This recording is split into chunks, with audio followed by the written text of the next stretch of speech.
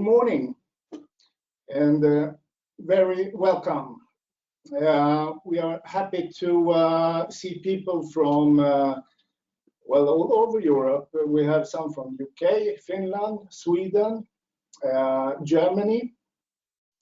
You are very welcome to join us at our quest to find the key factors for the optimal organization. And with me on this quest, I have Jyrki Eklund, who is CEO of Aino, and Sven Hultin, who is a multiplayer working with human capital in many different leadership roles in different industries. And myself, working with leadership and organizational processes and in many different areas, and working with the customers here at Aino. At Aino, we have for over 25 years developing healthy, engaged, sustainable organizations. And we'd like to share our insights today with you in form of a discussion or a dialogue regarding sustainable work with human capital, sustainable productivity, you might say. Why do we think these topics are so important today? We are going to talk about. And the topics that we are going to talk about is, first of all, the broken process and the way of connecting the dots. Second, the shift going from reactive to proactive. Is there a shift? And last, we will talk about the super KPIs. Which super KPIs are crucial for well-being and sustainable organizations from an employer perspective? What data is behind the data, some of us may look at, and how do we use it? And with that said, are we ready to take on the first topic? Yeah, absolutely. Yeah. There's a lot of broken processes. What do we mean with a broken process? Thank you. I will take that one. And when we say the process, we mean the process from the time you hire a person until there is a fire. The fire in the person, or the person fires the company, or the company fires the person. So there's a life relationship here being employed. And that process is broken, and it leads to broken people. And I work with capability for 30 years now in different things, adaptive capability in organizations. And I was surprised during the pandemic to see the lack of capability being such a bigger factor, and nobody actually looked at it. And that's sad. And today you see a lot of solutions out there in the well-being area because people don't feel well. And there's so many engagement tools, and there's benefits, value proposition. And then on the far end, you have occupational health safety, etc., and sick leave administration. And those tools out there are fragmented all over the place, and they're not connected. And it creates frustration among the people working on it. And the people working on it, they're also fragmented. They don't even meet with each other. And all those systems, they generate data that nobody's looking at. And sort of once you see that fragmentation, it's not to drive you crazy. So the data is all over the place. And HR, I've been in HR myself for many years, and I've been in strategy and change, so I can see the business value of data, but not everybody see that. So that's why we need to connect those data points and put them in a business context. That's a big challenge. So, and another thing that's broken in that process with all the data all over the place is that people only look at average data, like in engagement surveys, they look at, oh, it's 70%, but that's an average number. So you need to look at the data behind the data. If you're an engagement level of 70%, that could be that 20% are super engaged, but the rest of the company hates it. So you need to look at the data behind the data, and today that doesn't happen. The process is broken, and we are unable to react on some of this data out there in time. And I hand over to Jyrki to comment a bit on the broken process, if you have anything. Yeah, very, very interesting comments, Sven. And from my side, I fully agree all of what you were saying, Sven, but maybe a couple of other things to mention. There's a lots of existing data, and I'm just giving a real life example. For example, the sickness absence data. many organizations can collect that from a SAP SuccessFactors, from the Workday, from the payroll systems, and so on and so forth. And that's a valuable data. But the question here comes, what the organizations are doing with that data? Who is reacting if somebody has been away from the working place multiple times, longer sickness absences, for example? What is happening? And this is what we are seeing quite often with working with over 150 companies around the globe, that data exists, but the process how to handle the data and what to do with the data, that doesn't really exist. And here we are coming to the managerial skills. So managers can receive notifications that they should react to somebody's, let's say, situation, but they don't really know what to do, what can they say, what are the actions they should do, how they are avoiding not to violate the GDPR laws here in Europe, and so on and so forth. And here I'm seeing a big broken process, and that can be fixed, of course. Then, Sven, you were mentioning this, what I'm calling ecosystem, that companies are using multiple different type of service providers, like occupational healthcare, well-being services, psychological services, multiple type of different services. But normally how this is done, that we have one program for 1 year, for example, well-being, and the same shoe doesn't fit to everybody. So we should understand what type of services different type of employees are needing, so that they are fulfilling absolutely the need what is behind there.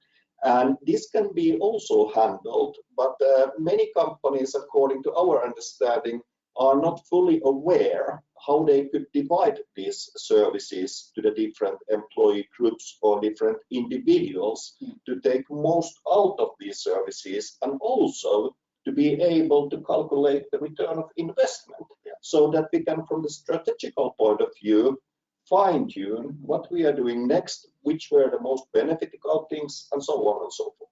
And when you say that the process is broken regarding the data, is everything data, or No, is there other things, organizational factors that can be broken also? If for example, look, why do people feel unwell today? We live in a life of uncertainty today. We live in a flatter organization in practice. And we have a challenge here, or actually the manager has a challenge to be a manager. For many companies, people never see their managers because they're working in projects and going in and out of different projects. And they refer this to the VUCA organization, the volatile, uncertainty, complex, and ambivalent organization of today. And this is the new reality. And we see a strong reaction of the Great Resignation as a result of this, because the employees feel left out. They don't feel seen. And that ultimately leads to not feeling well, which ultimately leads to stress, which ultimately leads to sickness, etc., and disengagement. And the manager has a change to be a good manager. We believe the manager wants to be a good manager. We believe HR is part of the solution, but HR has no tools to empower the manager today. And the manager themselves, they try to be something they will never be again. The manager of the history is gone. The manager needs to grow into another type of role. So they are frustrated as well. And we sort of expect the manager to have the answer to everything, and creating clarity where there is no clarity. And that's who is the manager of the history, and who is the future manager? Well, the future manager is a combination of the manager being, there is a manager responsible for the law and the compliance, of course, but that manager is reduced to that, I think, personally. And you need to replace historical management leadership with self-leadership, and also the people actually give business direction to people in projects. And you can be in many projects at the same time, like you're working on that business deal or that hospital or whatever, project-based. And if you're an informal leader, you need to take that responsibility. That's where the shift is happening. But you see also in media today that managers, they fight to defend their post. So you have to be in the office. Why? So you can control me. So it's I'm not saying that's wrong or right, but there is a shift going on, that process is broken as well. Who feels accountable for the employee? And there is solutions for that. this technology is there actually can augment management and augment HR to be what they cannot be today in this fast changing environment. Sorry, that was a long entry. No. That's a very good one. Sorry, any comments to that? Yeah, okay. No, I fully agree what you are saying. So maybe the conclusion here is that yes, there's a broken process. There's a multiple broken processes, and you need to understand those different elements and process pieces to be able, in a way, to fix the broken processes. But what I would say is that the good news here is that it's not a mission impossible. No. So it's doable, but from my point of view, it just needs a systematic work. It needs tools to fulfill these needs, and in the end of the day, we can deal with the multiple things with a certain type of digitalization to help the managers, to help the HR, to help the top management, but also to help the individuals, the employees. Yeah. That's a really interesting discussion. Thank you for that. And that actually brings us to our second topic. How to become more proactive instead of react, and often to medicalize the work with health and well-being and in the end productivity. What are your thoughts about this, Jyrki? That's Andreas, extremely interesting question, and as you mentioned in the starting point, that we have basically been in this area over 25 years. 15 years we have done massive research, for example, to understand the root causes of sickness absences. And the one big challenge, I would say, in all over the Western world is medicalization. So when people are away from the working place, so we are thinking that it's for the medical reason why they are away. And that's not true. So if we are looking from the statistic, and now I'm talking about the millions of data points. So the average sickness absence in white-collar organization is approximately 1%. We are talking about 2.5 to 3 days per year, based on the medical reasons. And in blue-collar organizations where the work might be physically more demanding, it might be 3-shift work and so on and so forth. So the average sickness absence should be, based on the medical conditions, approximately 3%. So we are talking about around 7 days, maximum 8 days. But then what we are seeing from those companies who knows their numbers, so we have an absence rate which is 5, 7, even over 10%. And what we were interested in is basically, in the starting point, to understand the delta between the real sickness absence based on the physical conditions and the actual numbers. And by delta, you mean the difference? Yeah, the difference. Yeah. And there, the one design point what we took in use was what we're calling Workability house. So the lowest floor is based on the physical health. But then the other floors, which are impacting to these numbers, total numbers, individual, for example, motivation, values, attitude, working environment, and in the end of the day, the leadership. And of course, the outside environment, what's happening with the individual's family, with the community where they are living, and so on. So what I'm saying here, long story short, is that medicalization is a shortcut answer to solve all these things, because that's not true. And then we are coming to that how we are fixing this, how we are helping the individuals, the employees, the whole organization. And that needs the capabilities from the manager's side. And here, the one challenge what I need to say is that managers are very willing to outsource these topics to the HR people. And that cannot be the case, because outsourcing or put in the lab. Put in the lab, yeah. Yes. Yeah. But you understand what I'm saying is that HR is doing a brilliant job, but they are just a handful of people So in organizations with thousands of employees, HR cannot be responsibility about these things. It needs to be a manager. So we need to create the processes, way of acting, how the managers are dealing with these things. So when you are talking about the workability house or the different floors, what you are saying is, for example, an ideal perspective would be that if people were only having colds, allergies, and so on, headaches, that would be like 3% in blue-collar organizations. Yeah, maximum. But what is important to look at is the overall picture. So, for example, if the company have lack of working with the cultural issues or leadership issues, that have an impact on the security.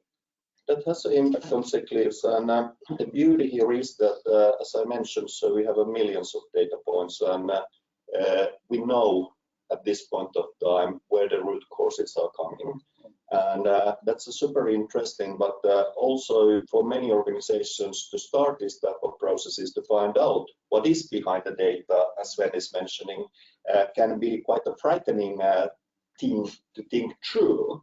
What can we do? What should we do? What are we allowed to do? But the good news once again here is that when you are starting to work systematic with these things, so you will see the results already in the 1 quarter, in the 2 quarter period, a massive results. And that's the worthwhile to think about and discuss about these things. So it's not a mission impossible. I'm curious, because we are working all over Europe. Is there a difference, we're talking about medicalization, the issue. Is there a difference between different countries? Yes, a small difference, but I would say that not a big one. And the one reason, and I know that many are not liking what I'm going to say right now, but the reason for medicalization is that if people are not feeling well, for example, they have a working climate problems, they have a managerial problems, they have been mocked in a working place. So the only way to get paid is to sign you sick. So you need to have in multiple countries some type of documentation, and if you have that documentation, then you are paid not to be in a working place. And that's basically what we are calling the medicalization. So the root cause might be that the leadership or the manager, your nearest manager, is not working well against you, or your colleagues are not supporting you, or your skills are not in that level that you can cope with your existing work. And this is coming, for example, in the industrial places. What we are seeing very often is that now when there's a huge digitalization shift, so elderly people needs to learn a new type of skills, and this is causing them, many of them, uncertainty, stress, this type of symptoms, and then that's turning up a medicalization. Yeah. Even the root cause is somewhere totally in another place. Interesting. I was thinking also yesterday when we had a meeting, Sven, with the largest bank in France. There was a really interesting discussion, and you talked about like a fire extinguisher or fire. Yeah, exactly. Well, could you talk a little bit about? Yeah, I know what you're saying. I think I mentioned internally there's a process between hire and fire. And one fire is I fire you, my dear employer, because I don't like you anymore. And you see that by young people. They actually leave companies today because they don't trust the values of the company. That is a fact. Then other people, they get fired because other reasons. You in HR, you have to fire people sometimes. But then there's a fire in your head, in your body, your mentality. And those are the fires we're talking about here today. And how can we be more proactive and be a fire detector in that relationship? So there is no fire. So what we do today, if you look at my personal mission in life going forward, is to empower human beings to being more human using smarter technology. So how can you use smart technology? By focusing on more human tasks. That's what automation is all about. So how can you use technology that's doing the boring stuff, that's doing what you don't have time to do, so you can be more human. That should be the greatest opportunity for every HR person out there. But today we actually manage our heavy truck equipment out in the forestry better than we handle our people. I went to seminar early spring. I said I had to get outside my my comfort zone and question myself. So I enrolled to this seminar about artificial intelligence in the forest industry. I know nothing about forest industry. I was amazed how these trucks you have out there, they tell you how they feel, they tell you when to maintain them, they keep track of what's allowed to be up and running, so they follow the compliance that I'm not allowed to drive more, I need to get fill up, and etc. So we actually treat those trucks better, or they actually treat themselves better than we treat human beings. Our human beings will not do that because they will try to, because they have emotions. So they will say, oh, I will work, go off that extra mile, so I get that promotion, or I get visibility, or whatever you have. But what can we learn from the forest industry?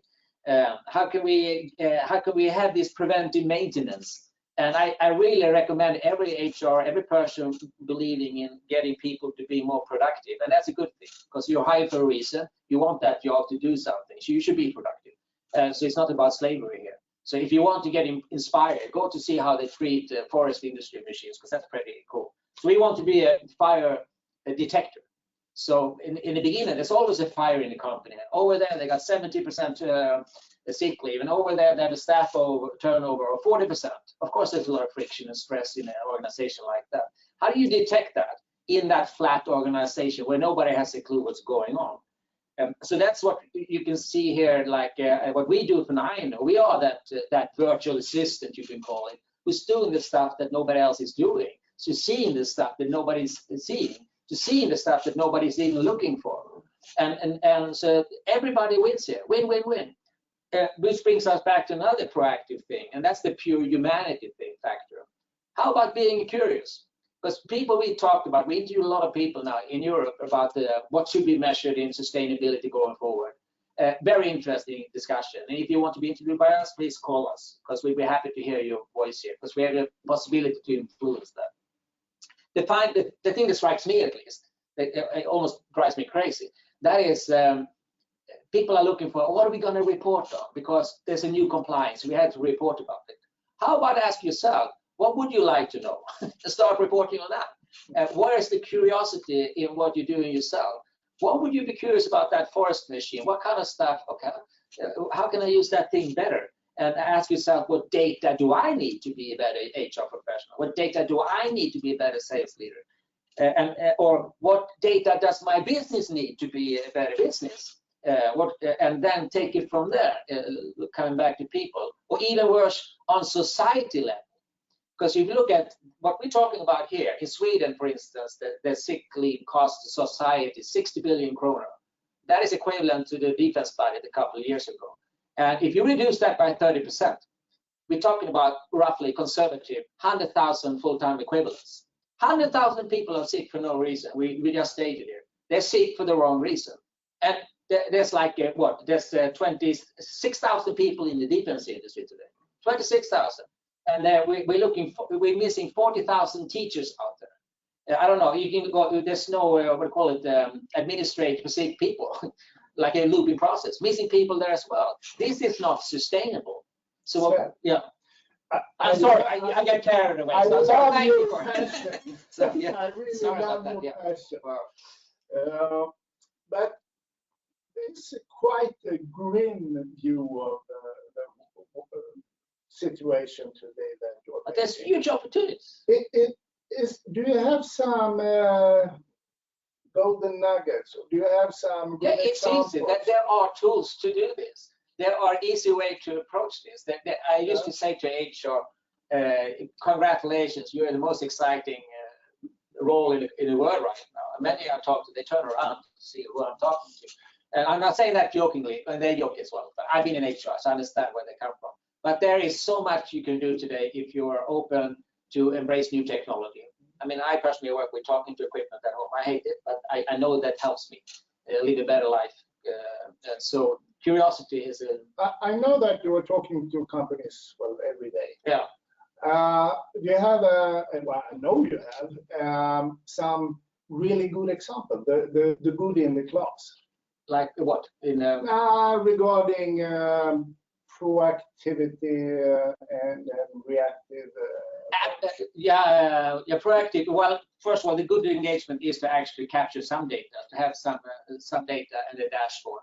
And you need to today we need to be more data driven. That's what it comes down to. We're talking about building cognitive enterprises. This is nothing I invented.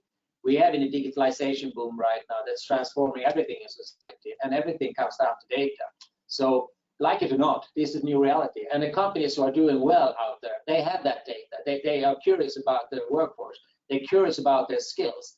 And the most exciting stuff I've seen is people who start measuring skills in the companies and match those skills to look at people, not as job descriptions, but look at them as a combination of skill sets, because every person is unique.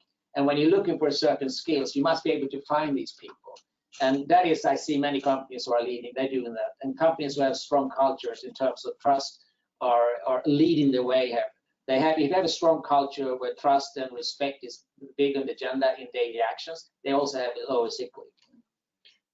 And I would say also to that when looking from the process perspective, so I think Sven, you mentioned in an early stage in this webinar that the managers has nowadays, they have of course tons of work, no question about that.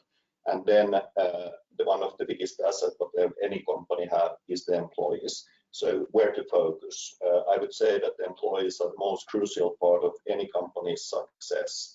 Then there's the challenging things that in multiple organizations, managers are, for example, located in other country than the employees. So then we are coming to that question that how to support the managers and how to, in a way, build up the skills, how the managers can deal with the employee population in multiple countries, coping with the local legislation and so on and so forth.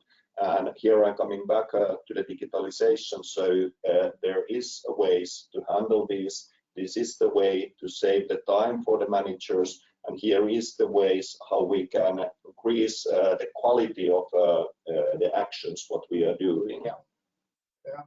Yeah. The time is running. Good. And we are heading towards the third topic, and that's super KPIs.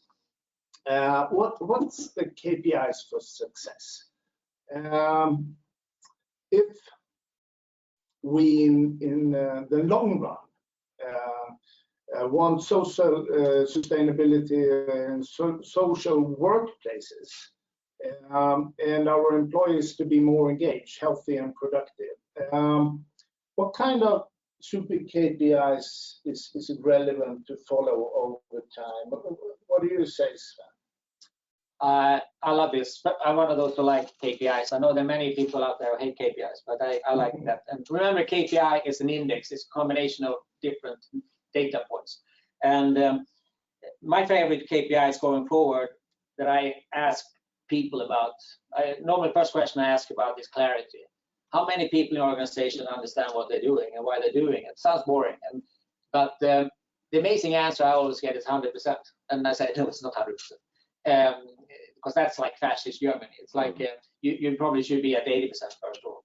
But in reality, the clarity is very low. And today, I think one of the reasons people feel bad is that there's a lack of clarity. And as I said initially, managers try to create clarity by giving some dream about what's going on. They don't know what's going on. So the best thing here is to be transparent about how little you know. But lack of clarity is the biggest demotivator in the workforce. If you have a high clarity and a boring manager, you can still work there, right? Oh, I focus on my stuff. So clarity is the one indicator, and it should be around 80% of the people, actual numbers.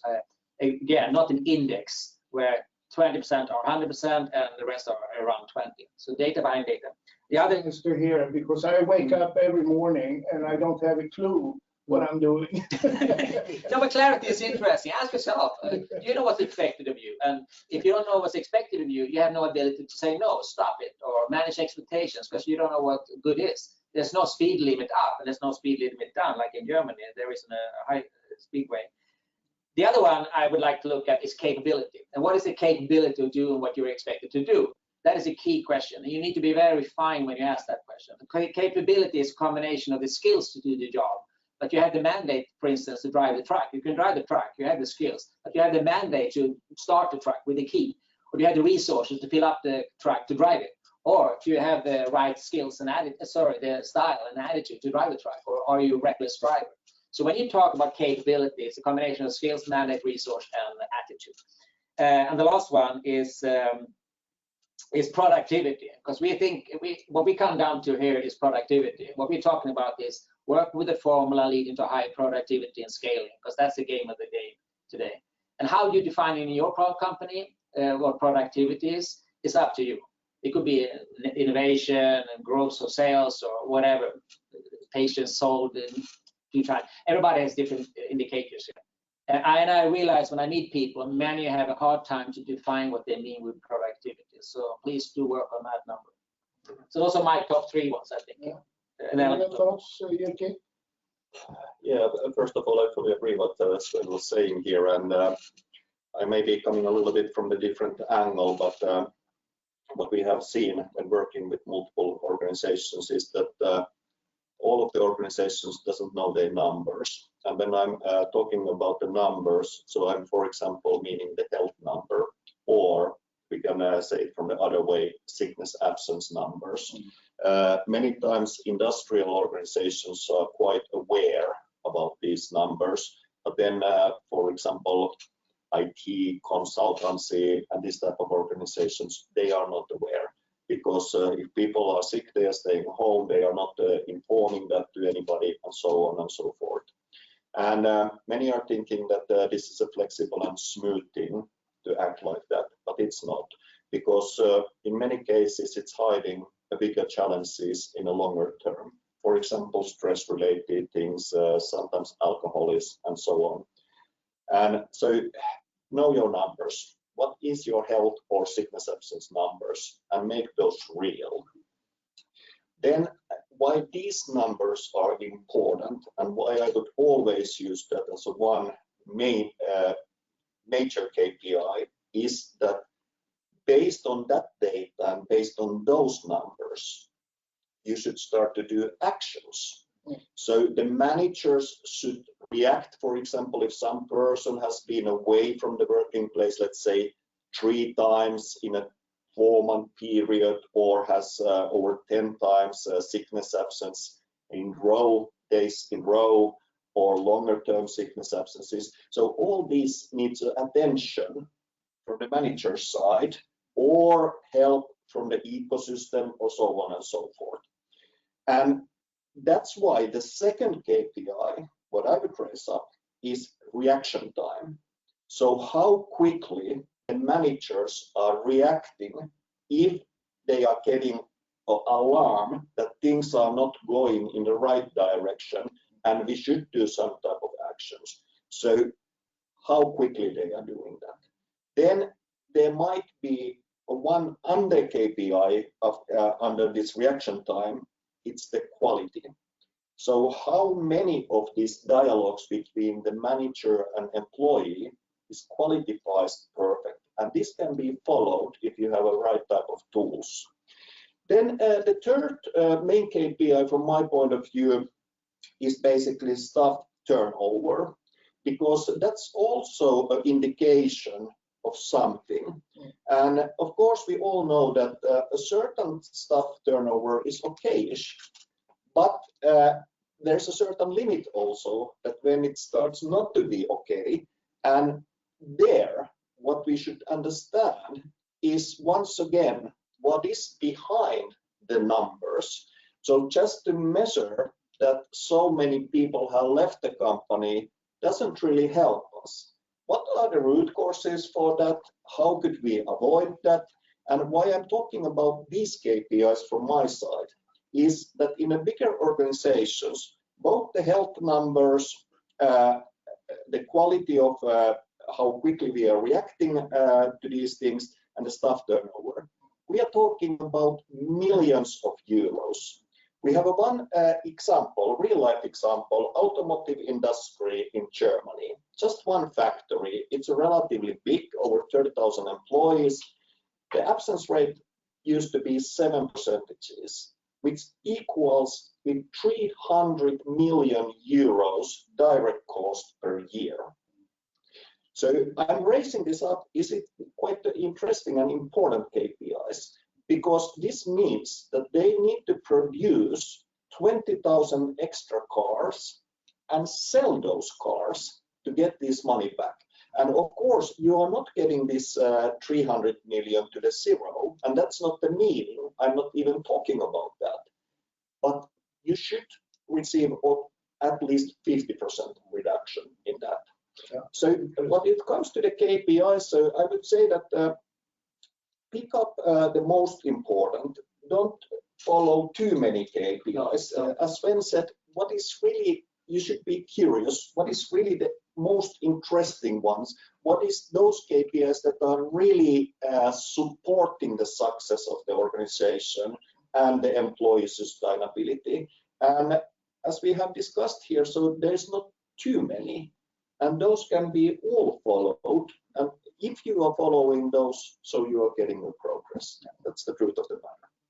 Interesting. So sick percentage, the time from a manager to get signals that their staff is sick, the time to react in some kind of discussion or follow up, and staff turnover. Yeah. I like to comment on that. Staff turnover internally as well, not only externally. So very good comment. So the staff turnover, that's one cost or consequence of something else. But many companies change roles in the end of the year, and that costs a lot of money. And every time there's a change in role, there's a stress because many people don't like the new job. So great. Really interesting. We could be talking all the, how do you say, 30 minutes. Yeah. But we're not. But we have some questions. Let's see here. You talked. But how good are companies today using the data and have control over their numbers? I could maybe start with that question. I would say that most of the companies are not very good ones, and sorry to say this, because it's for example the health numbers. They are very easy to collect, so that's not rocket science. But how you are using those numbers, that's then a totally different story. And why I can say this is that I mentioned earlier that we have been working with over 150 companies related to this employee sustainability and health management type of topics.